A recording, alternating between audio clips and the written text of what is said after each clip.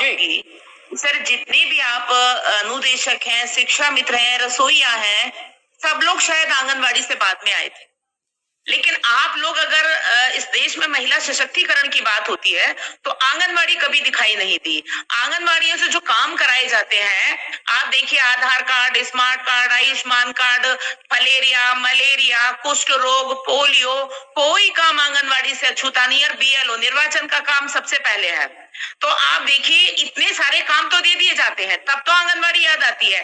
तब वैसे किसी को दिखाई नहीं देती। जब सरकार बनी थी 2016 में सर, हमारा धरना प्रदर्शन चल रहा था, उसमें हमारे माननीय योगी जी आए थे और उन्होंने वादा किया था कि अगर हमारी सरकार बनती है तो हम 120 दिन के अंदर आपको सम्मानजनक मानदेय देंगे और जो आपकी सेवा शर्तें हैं उनमें सुधार करेंगे।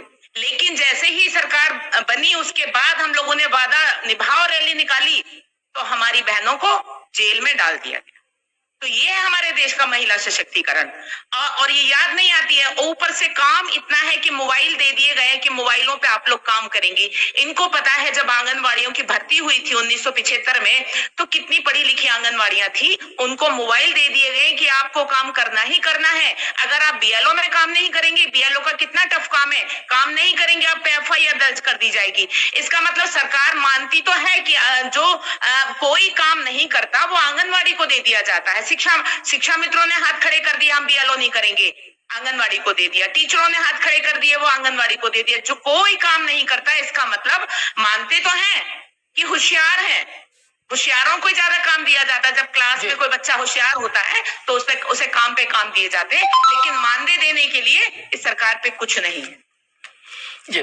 तो ये, और उससे भी आप देखिए और ज्यादा हद तब हो गई जब हमारी बहनें, एक तरफ तो सरकार हमें वॉलंटियर मानती है कि वॉलंटियर हैं, और जब काम कराने का टाइम आता है तो कर्मचारी बन जाते हैं। और देखिए, जब रिटायरमेंट किया, जब आप वॉलंटियर मानते हैं तो आप रिटायर कैसे कर सकते हैं? 62 साल के बाद हमारी बहनों को जब तक उनमें ताकत थी, शक्ति थी, ऊर्जा थी, उनसे काम लिया और उसके बाद उनको निकाल बाहर कर दिया बिना ग्रेजुएटी के और बिना पेंशन के। जो 2-4 हजार रुपए कम से कम जो 60 साल के बाद उनको अपनी बीमारी के लिए, उनको दवा गोली के लिए कुछ मिल जाता, तो वो हमारी बहनों को नहीं दिया। वो बहनें कैसे रो रो के वो बाहर हुई हैं। और फिर हम लोग उसको लेके कोर्ट गए, हाई कोर्ट ने आदेश किया, उसको लेके फिर हम सुप्रीम कोर्ट गए, तो सुप्रीम कोर्ट में सरकार पीछे पहुंच गई, पीछे कि हम किसी को ग्रेजुएटी नहीं दे सकते, हम किसी को पेंशन नहीं दे सकते।